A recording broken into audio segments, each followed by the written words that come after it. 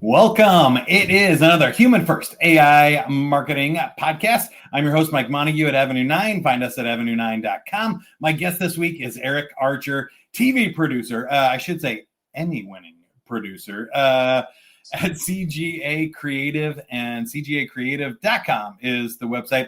We're going to talk to Erich about AI video and creativity. Erich, I'm super excited to dive into this. Video is not one of my strong suits. It never has been. I don't know why. I've been able to do every other kind of creative pursuits, but I think it's too many lighting settings and takes for me. It takes too long.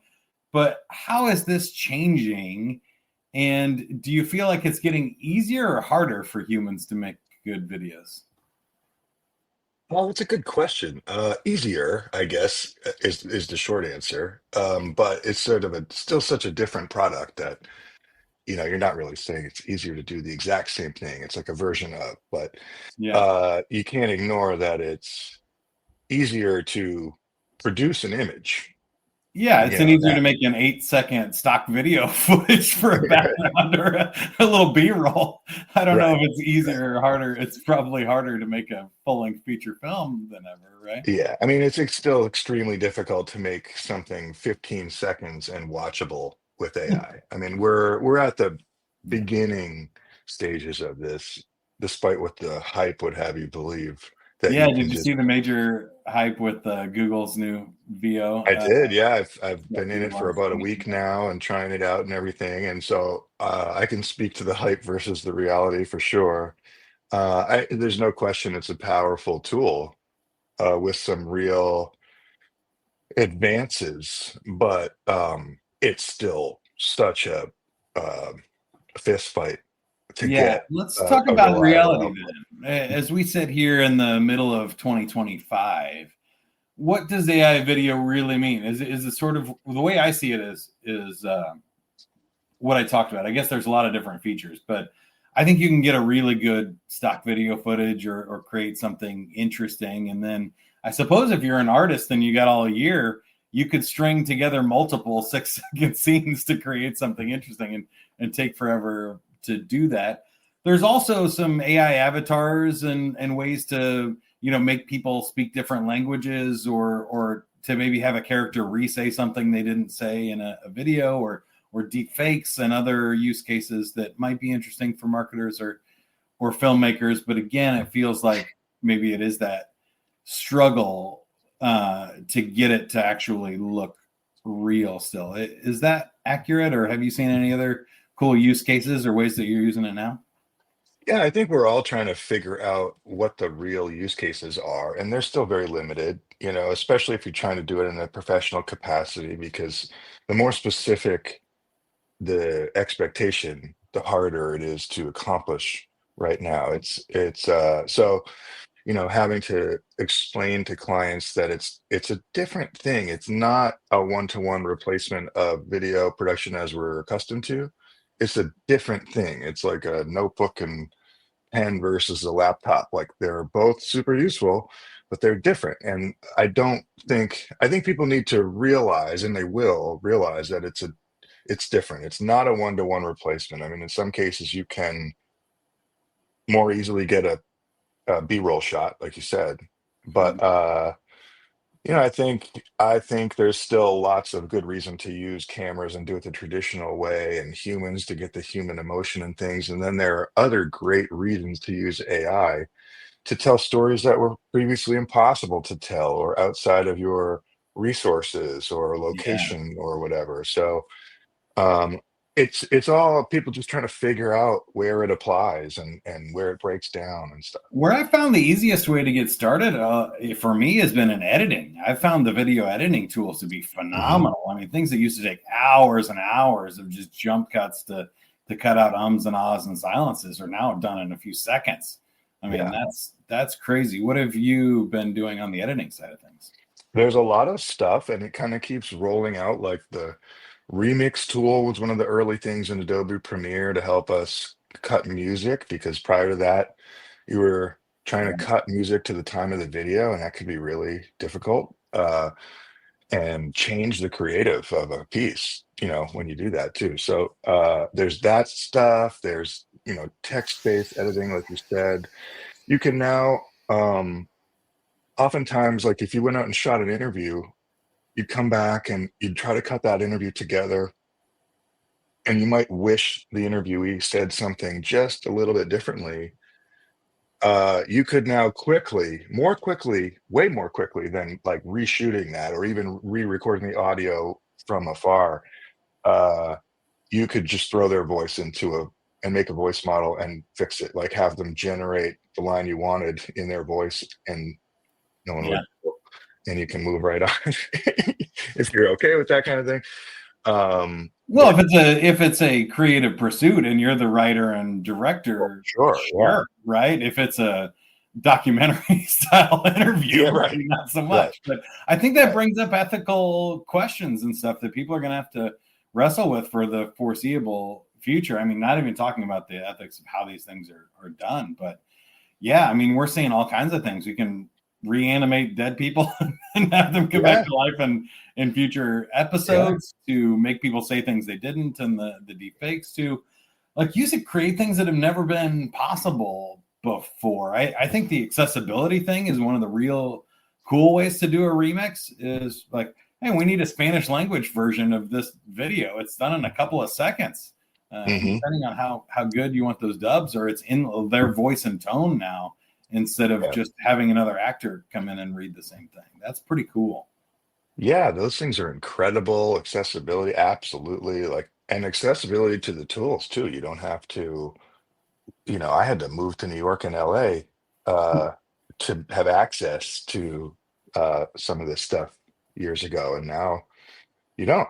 And so that's exciting too for the individual creator out there who just wants to have a shot at making money doing production work, you know.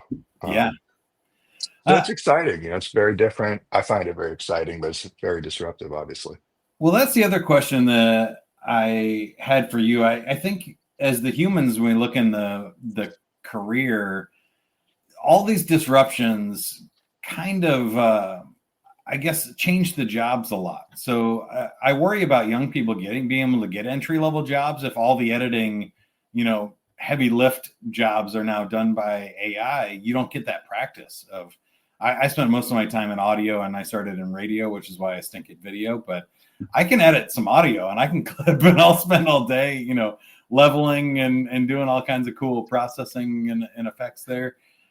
But I had to take days, to learn how to do that. Or sometimes like you want a really cool project, spend hours lining those things up. And now Hmm. it's one click. I don't need an intern, or I don't need a young person Yeah. to do that. But I also see the role of producers becoming interesting. Like I think it gives directors, creators, and producers more options of things to do. Sometimes that can cause paralysis or other things. But then you see it also gives amateurs more options. And so there's always that tool of like, oh, well, I don't need to hire somebody that's 10 grand a minute of finished video if I can just go ask AI to do this, or if I can edit it myself. How do you see the industry of video production shaking out here? Yeah, I mean, I'm seeing a lot of sort of under the radar changes because I know so many people in the industry. So people I've worked with over the years, that am still in touch with, that are, longtime professionals, are leaving the industry because they don't really see their path, or they don't like what they see, or they're exhausted by the fire hose of new stuff, or it's causing quite the existential crisis for a number of people, specifically in certain roles. Like if you're a director of photography, your world is changing Yeah. dramatically. And how are you going to deal with that? If you're a, up and coming small business video producer, what does it mean for you? Um, and it's been interesting. Like some people I thought would really take to the new technology are really opposed to it. And then it's giving opportunities to a whole group of newcomers that previously never had any access. And I think that's cool and exciting, you know. I'm so familiar with all the barriers that, like, to think that it might be easier for the next kid up uh who wants to make movies is cool. Yeah, I see that too. I kind of put these discussions in a few buckets. I was young when the internet was coming out. It feels like we're about the same age by the amount of gray in the goatee. 44. I'm 44. I'm 45, yeah. So, like, it was a huge advantage to me that the older producers and stuff didn't need to or didn't want to learn these tools. I could learn them years before they became industry standards and have a good head start or get opportunities that other people weren't going to get if they knew the tool. Right. So I leaned into those. I think there is an age factor. If you're, 3 to 5 years away from the end of your career, maybe you just say, I'm done early, or I'll do this as long as it takes, but I'm not learning the new tools. I think if you're our age or younger, you're going to have to figure out where this goes. Unless you're financially independent, you're going to have to learn the tool. So then that comes to like the philosophical debate. And I think those are kind of silly. I think anybody that's saying, I'm not going to use AI because I don't believe in it, or I'm worried about an existential threat, or, there's, any type of philosophical or moral stand. I get those arguments, but that's also kind of saying like, I'm not going to use the telephone, or I'm not going to use the internet for my production. Like I'm still going to shoot on film, and those people still do. And there's use cases for that, but also like you're going to lose that battle, right? I think you can kind of only hold out so long, or I believe there'll always be a case for people like there are people shooting on 8mm, right? Yeah, I think that'll still happen, and there'll still be people that do cool stuff, but I wouldn't want a commercial production company built around that. What's your take? Yeah, I mean, I hadn't really thought about the film to digital analogy, but I think it's pretty good. I mean, I experienced that, and of course, people are still shooting film, and it's beautiful, but it's expensive, and Yeah, that's why no, you know, it's just that's why only the companies with resources are doing it now. But there's all this other great content that's being made, so I think that's probably what will start happening with like human-made stuff. It'll be coming a little more nichey, or the traditionally produced stuff, I should say, not the human-made, but like with cameras and all of that. yeah, It's a lot of work. It's a lot of gear. Like there's a reason why we have a minimum day rate for any shoot. You know yeah. what I mean? Like I don't care what you're shooting, block the day.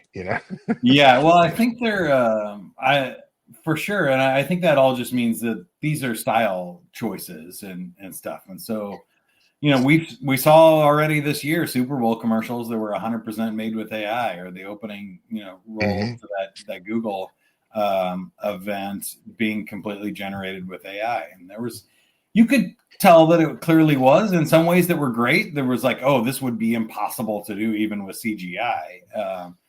And then there are things where you're like, oh, that was clearly AI. That leg just disappeared when when they walked, kind of moment. And you're like, all right, that's a choice too.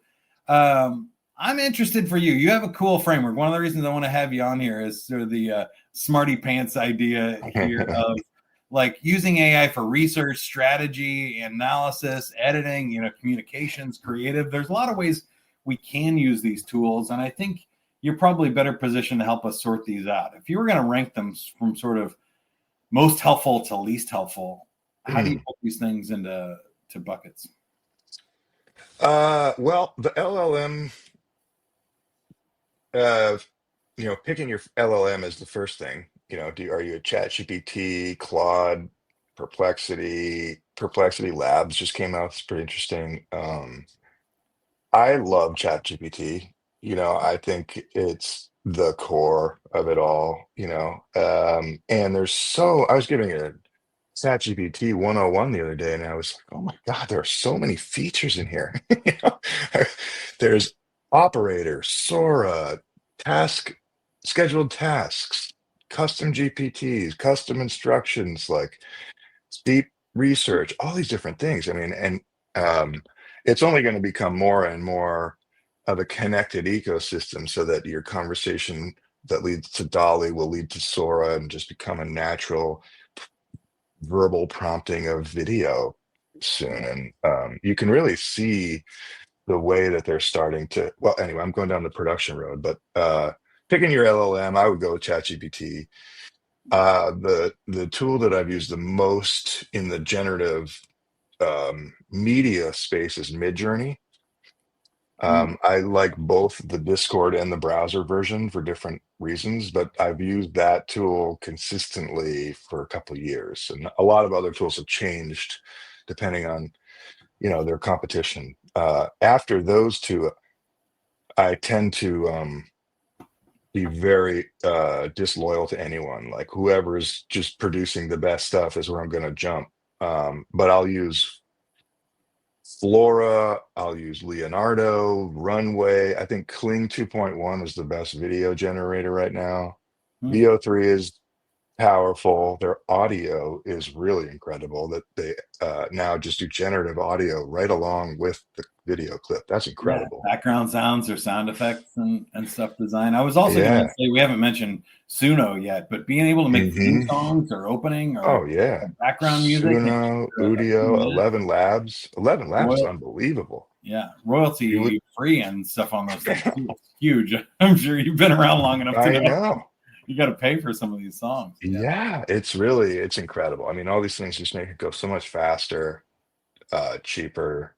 It's like production and post-production have merged into this one thing, and you're kind of like Mm. creating and editing all at once. Okay, I need my next clip. I need to go make it. It's kind of an That's a interesting cool way to new, think about it. yeah. Yeah.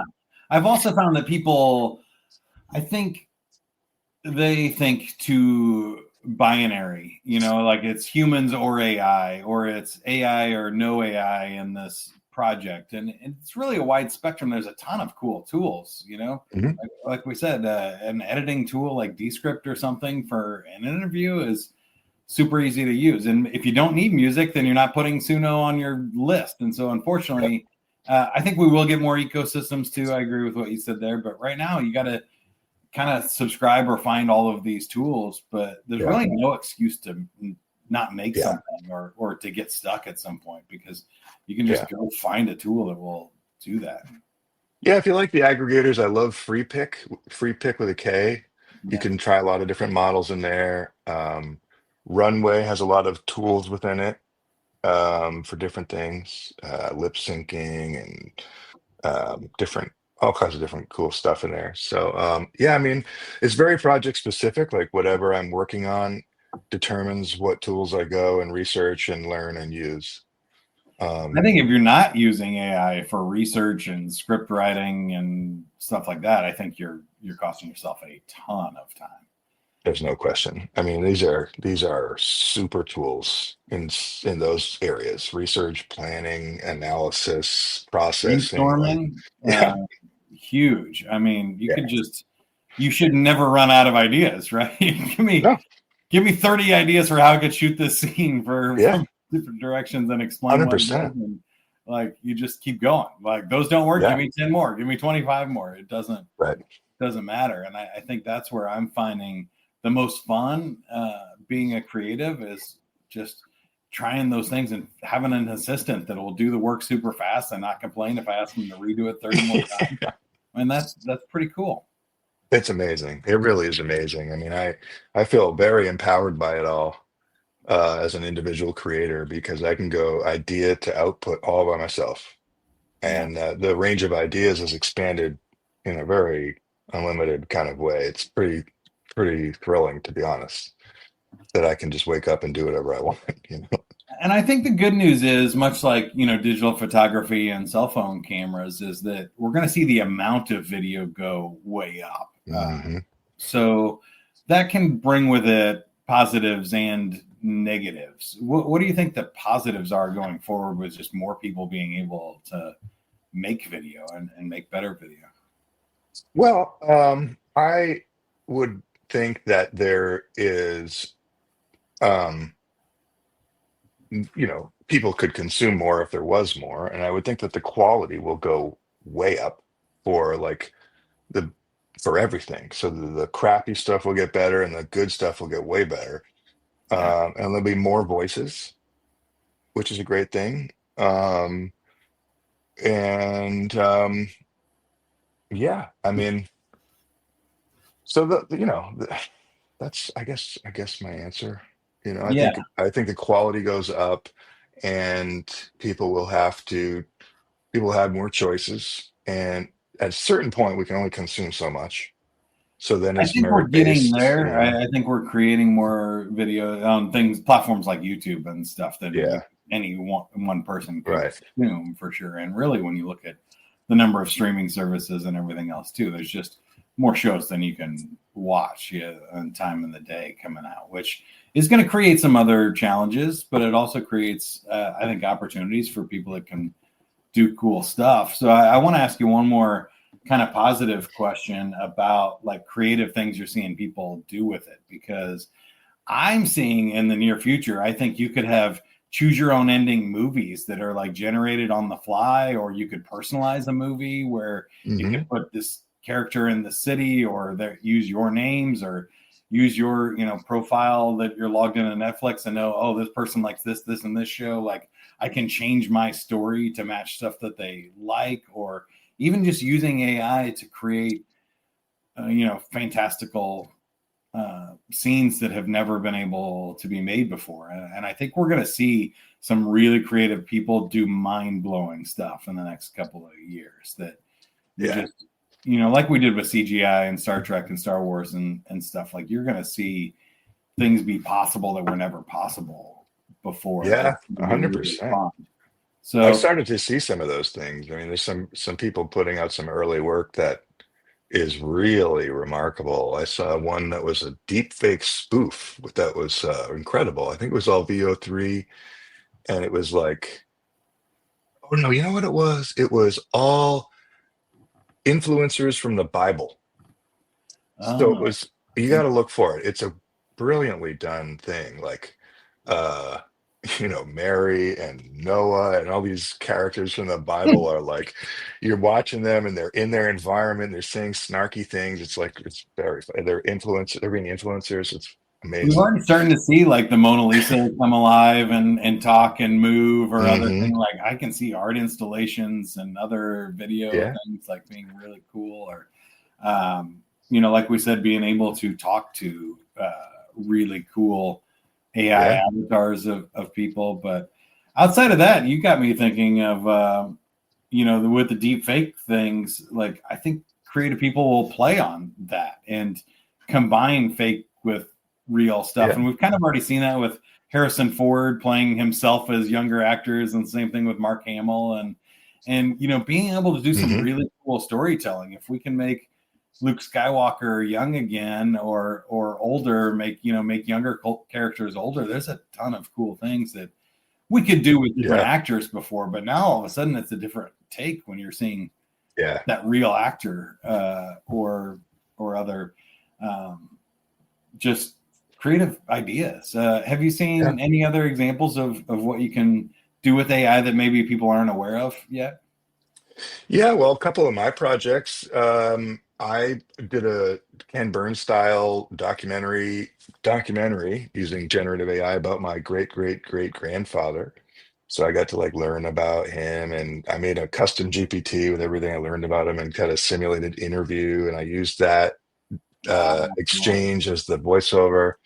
Um, so that was really interesting. And then I made another one about the very first artists in Indonesia 40,000 years ago, put the handprints on the cave wall that are still there. And I imagined their story in first person. So you go on like a little 2-minute walkabout with that human, like just spending a couple months with that idea and generating thousands of images to create this world and bring in my references of art, like artists that I liked that I wanted to infuse in, or Hmm. uh, go and learn a lot about the area and the time and the people and bring in those learnings.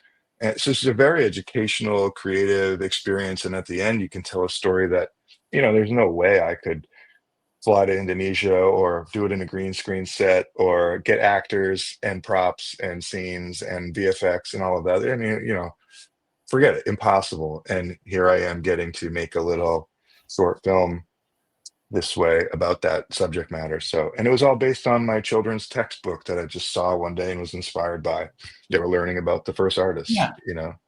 So I it's think that's pretty awesome. There's cool. some really, really cool opportunities there. And the other one is mass amounts of data. You kind of talked about creating resources and aggregating stuff, but I can see where documentary filmmakers, they were doing a lot of work for years to edit all Hmm. these hundreds or thousands of hours of footage and Hmm. nature documentaries. You wonder like how they even find a shot or tell a story. Like Oh yeah. it's impossible. But now if you can have AI analyze it, like all the quantity of information becomes a lot easier and make Hmm. some of those stories. I'm glad you said that, a lot more possible, because how could you go through whatever security cam footage for some place for, you could even do it up to like a decade if you had archives of a decade of footage and find different stories or cool moments and say, hey, find a moment when this happened or when this Yeah. happened and And start then write piecing it it up for together. me and generate the images Yeah. and It would then have cost generate the millions of videos. dollars before. Yeah.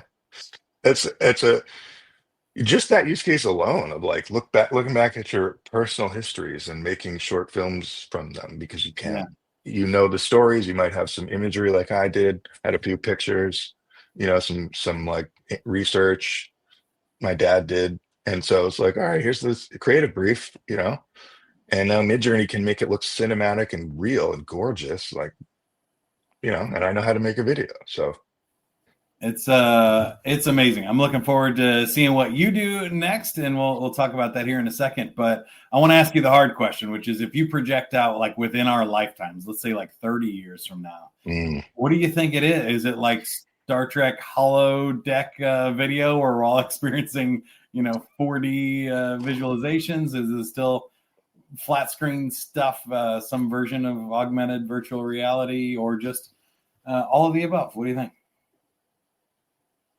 um,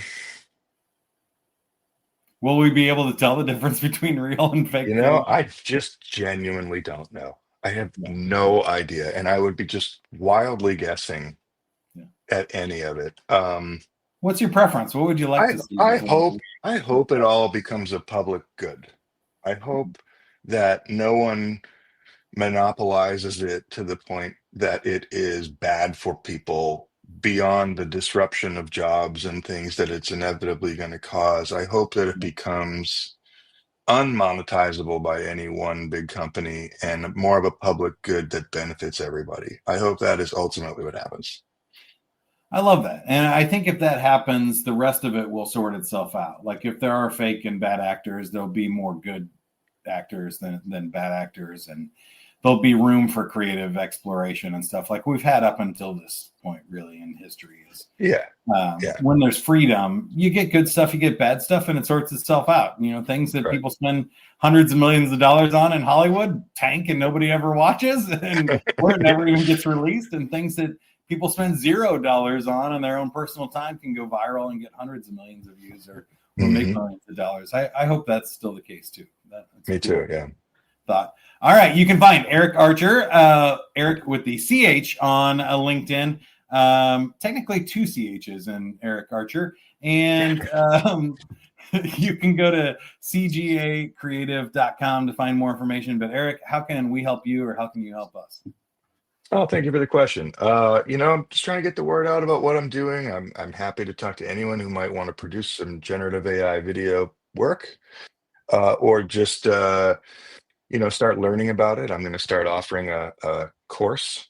So if people want to check out my website, they'll be able to keep up on that. It'll just be like a under the hood inside the production AI production studio type of a thing. Come see what the latest hurdles and challenges and tools are because I'm always wrestling with them.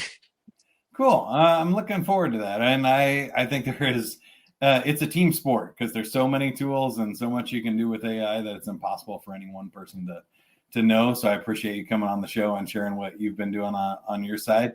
And as far as Avenue 9 goes, if you need help capturing some of these stories, I love doing interviews like this one, but can interview your founder, your grandparent. I have a dream, Eric, of doing grandpods where I interview your grandparents and create a little story of about it, or your top salesperson, your best client, however it helps you in your marketing. I love doing that stuff, or figuring out your AI strategy. I can help you sort through some of these tools, get them set up, or decide how you're going to go with your team and your business, especially on the marketing side.